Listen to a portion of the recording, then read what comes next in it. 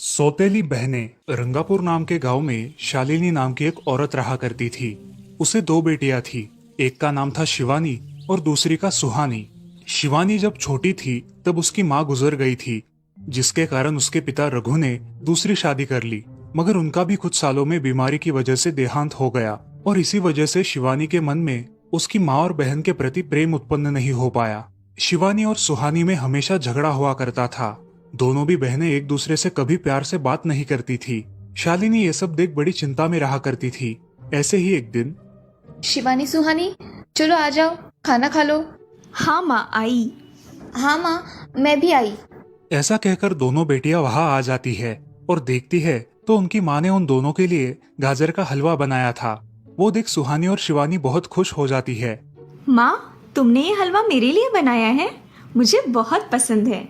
मुझे पता है कि मेरी दोनों बेटियों को हलवा कितना पसंद है, इसीलिए तो मैंने तुम दोनों के लिए हलवा बनाया है। और मेरे लिए माँ? अरे हाँ बेटी, मैंने तुम्हारे लिए भी बनाया है। चलो अब जल्दी से खा लो, तुम दोनों को कॉलेज भी तो जाना है ना। जी माँ, मैं ये कटोरी ले लूँ? मुझे जल्दी पहुँचना है कॉलेज में। हाँ ले लो।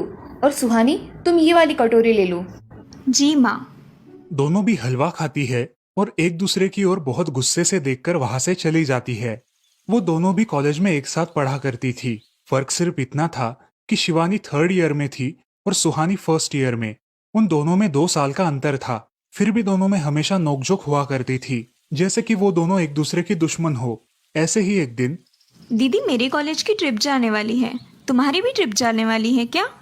हाँ, मेरी भी जाने वाली है, मगर मेरा जाने का मन नहीं है। क्यों दीदी? क्योंकि वहाँ पे तुम हो। मुझे भी कोई शौक नहीं है तुम्हारे साथ आने का। मैंने ऐसे ही पूछ लिया। मैं जा रही हूँ। शिवानी और सुहानी एक दूसरे की ओर मुंह फेर कर वहां से चली जाती है। अगले दिन दोनों भी कॉलेज में जाती है। तब उनके टीचर उनसे पूछते हैं, शिवानी, तुम कॉलेज की ट्रिप में आने वाली हो? जी सर, मैं आने वाली हूँ। ठीक है, मैं तुम्हारा नाम लिखवा देता हूँ। जी सर। ऐसा बोलकर टीचर ट्रिप के लिए जाने वाले विद्यार्थियों की लिस्ट बना लेते हैं। घर आकर शिवानी और सुहानी ये बातें अपनी माँ को बताती है। सुहानी, शिवानी, तुम दोनों ट्रिप के लिए जा रही हो, मगर वहां जाके झगड़ा मत करना, नहीं तो ट्रिप पे जाने की कोई जरूरत नहीं है। नहीं माँ, हम झगड़ा नहीं करेंगे। हाँ माँ, हम झगड़ा नहीं करेंगे। तो फिर ठीक है, तुम दोनों जाओ। ये लो ट्रिप के लिए पैसे, और बाकी के ये तुम्हारे पास ही रखना। माँ, हम कल जाएंगे और 2 दिन के बाद वापस आएंगे। ठीक है, चलो अब सो जाते हैं, कल तुम दोनों को निकलना है। अब वो सब खाना खाकर सो जाती है। अगले ही दिन सुबह उठकर वो दोनों भी अपने अपने बस में बैठकर ट्रिप के लिए निकल जाती है और इधर शालिनी अपने काम में व्यस्त हो जाती है। ऐसे ही कुछ देर बाद शालिनी को शिवानी का फोन आता है। माँ, हम दोनों यहाँ ट्रिप की जगह पहुँच गए हैं। अच्छा बेटी, तुम दोनों ठीक हो ना? हाँ माँ, मैं रखती हूँ, हमें यहाँ अलग अलग स्पॉट देखने जाना है। ठीक है, और जब वक्त मिले तो फोन कर देना। हाँ माँ, अपना और सुहानी का ख्याल रखना। हाँ माँ।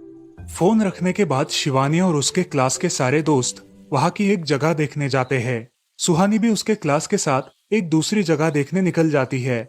सारे बच्चे एक साथ घूमकर वापस आते हैं। शिवानी सुहानी को ढूंढती है, मगर सुहानी उसे कहीं दिखाई नहीं देती। इसीलिए शिवानी को बड़ी चिंता होने लगती है। अरे, ये सुहानी कहाँ रह गई? इसका तो कुछ भी पता नहीं, कहाँ ढूंढूं इसे? तभी शिवानी को सुहानी दिखाई देती है और उसके जान में जान आ जाती है। सुहानी, कहाँ गई थी तुम? मुझे कितनी चिंता लग गई थी तुम्हारी। अरे, मैं यहाँ ही थी मेरी सहेलियों के साथ, मुझे कुछ नहीं हुआ। ऐसा बोलकर सुहानी वहाँ से चली जाती है। दूसरे दिन सब लड़के लड़कियाँ जल्दी उठकर अपनी तैयारी कर लेते हैं और पहाड़ पर जाने के लिए निकलते हैं। वो सब आज थोड़ा घूमकर शाम तक निकलने वाले थे। सब विद्यार्थी एक हिल स्टेशन देखने चले जाते हैं। शाम होने तक उस पहाड़ी का मजा उठाते हैं, लेकिन सुहानी बिना किसी को बताए उस पहाड़ी के एक अनजान हिस्से में चली जाती है। वहाँ का मनमोहक दृश्य देखते देखते गलती से उसका पैर फिसल जाता है और वो वहाँ से नीचे गिर जाती है। शाम हो जाने के कारण सभी विद्यार्थी वहाँ से निकलने लगते हैं और यहाँ सुहानी एक पेड़ के सहारे उस पहाड़ी की चोटी पर लटकी रहती है। शिवानी सभी विद्यार्थियों में अपनी बहन को ढूंढती है, लेकिन वो उसे कहीं नहीं मिलती। सुहानी को ढूंढते ढूंढते शिवानी वापस उसी पहाड़ी के पास आती है और उसे आवाज लगाती है। सुहानी, सुहानी कहाँ हो तुम? दीदी मैं यहाँ हूँ, बचाओ मुझे, मैं यहाँ हूँ। सुहानी की आवाज की ओर जाते ही उसे पता चलता है कि सुहानी पहाड़ी पर लटकी है। ये सब देखकर शिवानी बहुत घबरा जाती है। शिवानी अपनी पूरी ताकत लगाकर उसे ऊपर खींच लेती है। तुम यहाँ क्यों आई थी? अगर तुम्हें कुछ हो जाता तो मैं क्या करती? माँ को क्या जवाब देती? दीदी मेरा पैर फिसल कर मैं वहाँ गिर गई। मैंने बहुत आवाज दी मगर मेरी आवाज किसी ने नहीं सुनी। तुम ढूंढती हुई आई और मुझे बचा लिया। तुम दुनिया की बेस्ट दीदी हो। हाँ सुहानी, चलो अब घर जाने के लिए देर हो जाएगी, बस निकल जाएगी। सुहानी को ऊपर खींचते वक्त शिवानी के हाथ पर बहुत सारे जख्म हो गए थे, इसीलिए सुहानी अपनी ओढ़नी फाड़कर उसके हाथ पे बांध देती है और अब वो दोनों बस के पास चले जाते हैं। क्या हुआ है शिवानी, हाथ से खून बह रहा है तुम्हारे? कुछ नहीं सर, मैं वहाँ पे गिर गई थी, अब मैं ठीक हूँ। टीचर और सारे छात्र गाड़ी में बैठकर घर जाने के लिए निकलते हैं। घर आने के बाद शिवानी सारी हकीकत अपनी माँ को बताती है और वो सब सुनकर माँ दोनों को गले लगाकर रोने लगती है। तुम दोनों एक दूसरे के साथ होते हो इसीलिए मुझे कोई टेंशन नहीं रहता, मगर मेरी बच्चियों खुद का भी ख्याल रखा करो। उस दिन के बाद दोनों सौतेली बहनों ने अपने बीच की सब नोकझोंक बंद कर दी और हंसी खुशी सगी बहनों की तरह रहने लगी। दोस्तों, इस कहानी से हमें ये सीख मिलती है कि हम सबको एक दूसरे के प्रति द्वेष की भावनाएं छोड़कर प्यार से रहना चाहिए। चंदनपुर नाम के गांव में चंपा नाम की एक औरत रहती थी। पति, 2 बच्चे और एक बेटी, ऐसा उनका पूरा परिवार था। उसका पति श्रीधर पोस्ट ऑफिस में जॉब करता था। उसके कमाई से ही घर चलता था। चंपा ने अपने घर के सामने एक छोटी सी दुकान खोल के रखी थी। उससे उसे जो भी मुनाफा होता वो अपनी बेटी की शादी के लिए जमा करके रखती। ऐसे ही बहुत दिन बीत जाते हैं। अब बच्चे भी बड़े हो जाते हैं। बड़ा बेटा अशोक डॉक्टर और छोटा बेटा रवि वकील बन जाता है और दोनों अपनी ट्रेनिंग पूरी करने लगते हैं। एक दिन उनकी बहन ज्योति के लिए एक अच्छा रिश्ता आता है और ज्योति की शादी पड़ोस के गांव के सरपंच जी के बेटे से हो जाती है। ज्योति बहुत ही कामचोर और गुस्सा करने वाली होती है। इसी कारण उसके ससुराल से उसे निकाल दिया जाता है। वो अपने पति को लेकर अपने मायके रहने आती है। अब चंपा का जमाई दुकान चलाता है और चंपा और ज्योति आराम से वहाँ रहती है। अरे ज्योति, जरा अपने कामचोर पति को कुछ काम करना क्यों नहीं सिखाती हो? कुछ काम का नहीं है वो। अरे हाँ माँ, उनके पिताजी ने तो उन्हें ही घर से निकाल दिया और हमारे माथे मर दिया। जाने दो, पति है। माँ और बेटी इसी तरह तानेबाजी करती रहती। अब बड़े बेटे अशोक की शादी उन्हीं के गांव के एक लड़की से करा दी गई, लेकिन उस लड़की से भी चंपा बहुत काम करवाती और वो बेचारी सासू माँ का आदर करके सब काम चुपचाप करती थी। एक दिन वो काम करके थक गई और एक जगह पर बैठ गई। ए कामचोर कमला, इतना सारा काम पड़ा है घर में, क्या वो तुम्हारा बाप आके करेगा? चलो उठ, काम कर। हाँ हाँ माँ जी, करती हूँ। ऐसा कह के कमला अपने काम पर लग जाती है और सारा काम खत्म कर देती है। चंपा अपने बेटे अशोक से घर आने के बाद चुगलियां किया करती थी। अशोक घर आकर कमला को बहुत भला बुरा कहता और कभी कभी तो उस पर हाथ भी उठाया करता था। ये सब रवि देखा करता था और रवि को बहुत बुरा लगता था। अशोक मारने आता तो रवि बीच में पड़ जाता और माँ बाप को डांटता था और वही झगड़ा खत्म हो जाता था। ऐसा बहुत दिन चलता रहा। रवि को रंजना नाम की एक लड़की बहुत पसंद थी, जो कि एक न्यूज रिपोर्टर थी। क्या तुम मुझसे शादी करोगी? मुझे तुम बहुत पसंद हो। हाँ, मगर रवि, तुम्हारे घर में तुम्हारी माँ का बर्ताव मुझे बिल्कुल पसंद नहीं है, इसीलिए पहले तुम इसका कोई हल निकालो।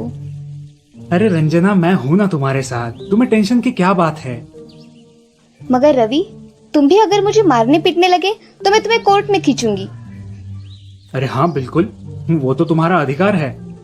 अगले दिन रवि अपने घर में रंजना के बारे में बताता है। रवि की माँ चंपा उसे साफ मना कर देती है।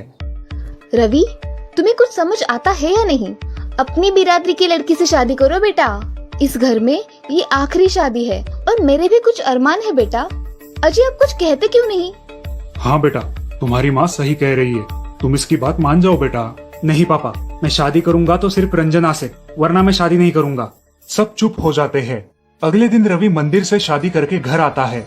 सब अचरज से रवि की ओर देखते हैं और चुपचाप अपने कमरे में चले जाते हैं। कमला उन दोनों का स्वागत करती है और वो दोनों अपने कमरे में जाते हैं। कैसे लगा मेरा घर? अच्छा है, मगर सब मिलजुल के रहे तो और भी अच्छा होगा। रंजना, तुम्हें मेरी माँ को सबक सिखाना होगा, तभी घर के सारे सदस्य ठीक हो जाएंगे। ठीक है रवि, जैसा तुम चाहो। अगले दिन रंजना अपने घर के मंदिर में पूजा करने जाती है। तभी रुको, मेरे भगवान के मंदिर में तुम मत आओ, जाओ यहाँ से। ये कहकर सास रंजना को वहाँ से भगा देती है और घर के किसी भी काम को करने से मना कर देती है। तब क्या माँ जी, आज से मैं इस घर की बहू हूँ। इस घर पे मेरा भी उतना ही अधिकार है जितना कि आपका। क्या बोल क्या रही हो? निकल जाओ मेरे घर से। खबरदार अगर हाथ भी लगाया तो। पता है ना, मैं न्यूज रिपोर्टर हूँ। रातों रात खबर छाप दूंगी और कोर्ट के चक्कर लगेंगे वो अलग, समझिए आप। सास चुपचाप देखने लगी और उसकी बेटी और ससुर भी देखते ही रह गए। रंजना ने कमला से कहा, दीदी, मुझे आपसे काम है, आप मेरे कमरे में आइए। और हाँ, आज से खाना ज्योति दीदी आप बनाएंगी। अरे माँ, तुम कुछ बोल क्यों नहीं रही हो? ये मुझे काम करने को बोल रही है। अजय, सुनते हो? चलो मेरी मदद करो। हाँ आता हूँ। ज्योति किचन का काम करने चली गई और सास बाहर का काम करने लगी। रंजना कमला को लेकर अपने कमरे में गई और उससे कहा, कमला दीदी, आप कुछ कहते क्यों नहीं? आप चुपचाप सह लेती हो, उसका ये नतीजा है। अब देखो दीदी कैसे काम कर रही है। आप कुछ काम करती थी क्या शादी के पहले? नहीं रंजना, मगर अब घर से ही अपना खुद का कुछ व्यवसाय शुरू करने का सोच रही हूँ। बहुत अच्छे दीदी, अब आप किसी से मत डरिए, हम हैं आपके साथ। सच में किसी के साथ होने का कितना महत्व होता है। अब उसकी सासू माँ ही घर के सारे काम करने लगी थी और ज्योति को काम करवाने की वजह से ज्योति भी अपने ससुराल जाने की सोच रही थी। अजी, यहाँ तो काम वाली से भी ज्यादा बुरी हालत हमारी हो गई है। चलो हम हमारे घर चलते हैं, सब है हमारे यहाँ। अरे रे, आप कहाँ चली? अभी भी काम बाकी है। ज्योति का पति रंजना से धन्यवाद कहता है और ज्योति को लेकर अपने घर चला जाता है। अब सासू माँ एक दिन पूरा काम करके इतना थक जाती है कि उसके बदन में बहुत दर्द होने लगता है। तब दोनों बहू सास के पास चली आती है और एक बहू सास के पैर दबाती है तो दूसरी बहू सर दबाती है। सासू माँ उठकर रोने लगती है। मुझे माफ कर दो मेरी बेटियों, अब से कभी ये गलती नहीं होगी। सास को उसके किए पर पछतावा होता है और ये देखकर घर के सभी सदस्य बहुत खुश हो जाते हैं। रवि और रंजना भी बहुत खुश होते हैं। वाह बहू, जो आज तक नहीं हुआ वो तुमने करके दिखाया। बहू हो तो ऐसी।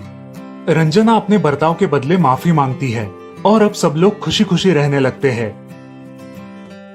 तो दोस्तों, इस कहानी से हमें ये सीख मिलती है कि हम सब मिलके परिवार बनता है और हम सब परिवार का महत्वपूर्ण अंग होते हैं। परिवार के काम मिल बांट कर करना ये हमारी वैयक्तिक जिम्मेदारी है।